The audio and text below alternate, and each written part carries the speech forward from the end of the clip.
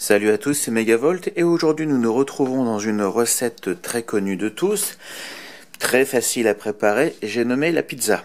Donc nous allons commencer déjà, au lieu de prendre des sauces à pizza toutes prêtes, on va prendre de la pulpe de tomate et on va rajouter deux ingrédients. Excusez-moi, j'ai bougé le truc. On va rajouter, hop là, on l'ouvre dans un premier temps. On va rajouter deux ingrédients pour transformer cette pulpe de tomate en sauce à pizza. Hop là, je zoome un petit peu dessus. Vous allez voir, c'est très très simple. On va rajouter dans un premier temps un petit peu d'huile d'olive. On va rajouter une cuillère à soupe. Et on va rajouter un petit peu de thym, tout simplement, pour donner un peu plus de goût. Voilà, donc une petite cuillère d'huile d'olive. Et un petit peu de thym, en plus il m'en reste plus énormément. Donc le thym, vous connaissez. Désolé que ce soit pas plus net. Donc pas besoin d'en mettre 50 kg. Un tout petit peu suffit. J'aimerais bien qu'il fasse le point. Je suis toujours avec mon appareil photo, parce que le caméscope est toujours en réparation. Et d'après ce que j'ai compris, je devrais en récupérer un neuf en remplacement.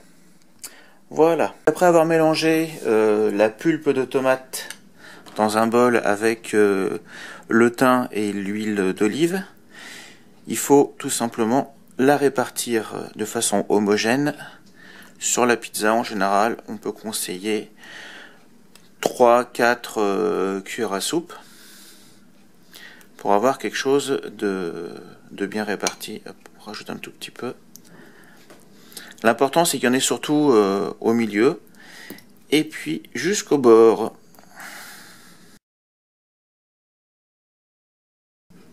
Donc je vais vous présenter deux façons de faire cette pizza. Parce qu'on va pas forcément, je vais faire deux pizzas, mais je vais pas forcément faire exactement les mêmes.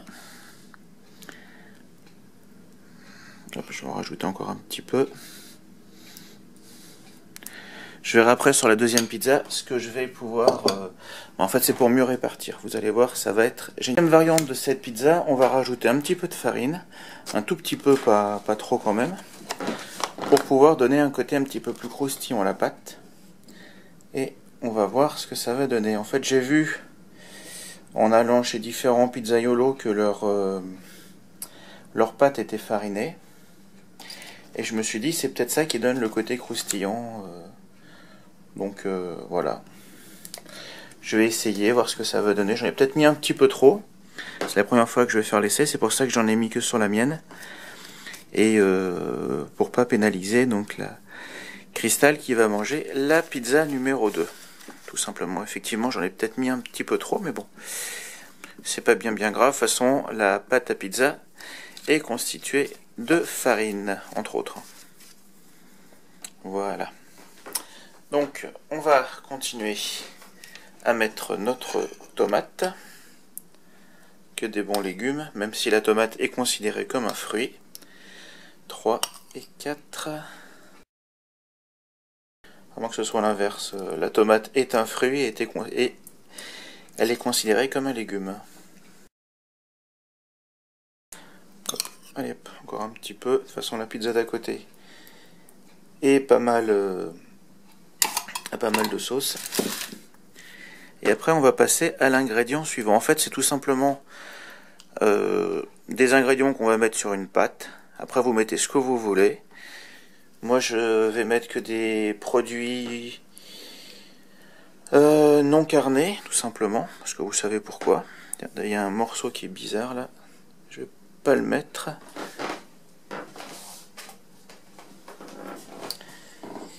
On va ensuite rajouter des champignons, puis après, comme c'est une pizza 3 fromages, même si la 3 fromages d'origine n'a pas de n'a pas de champignons, on fait des petites variantes, on rajoute ce qu'on veut. Tiens, je vais en rajouter sur la pizza numéro 1.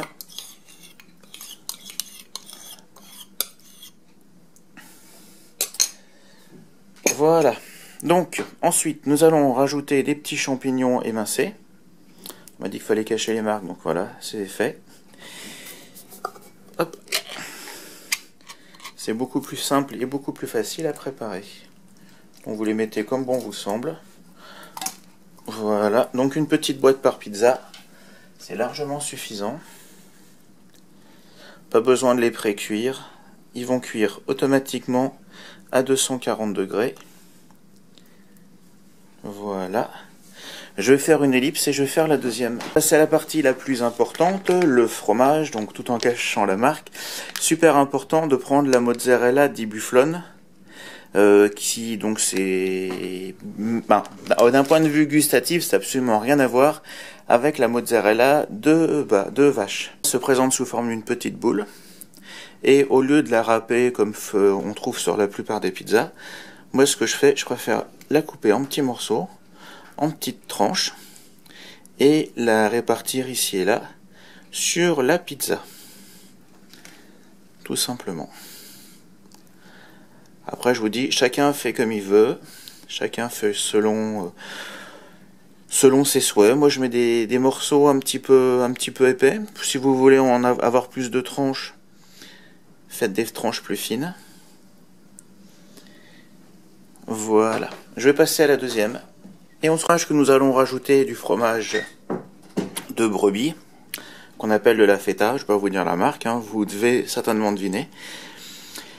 Donc, c'est un fromage que je trouve qui est assez fort en goût, et qui permet en fait de bien relever ce plat. Après, comme je vous dis, vous mettez ce que vous voulez comme fromage. Vous pouvez mettre du bleu si vous le souhaitez. Donc moi, ce que je fais, c'est que je coupe des petits cubes. Voilà, on le voit mieux comme ça à la caméra. Hop.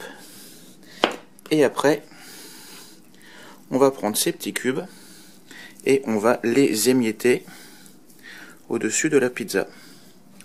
Vous prévenez, ça salit un peu les mains. Hop là, on va prendre la moitié pour la pizza 1 et la moitié pour la pizza numéro 2. Donc ça donne un petit côté de fraîcheur à notre préparation. Et bien sûr, j'ai également découvert ça chez un pizzaiolo.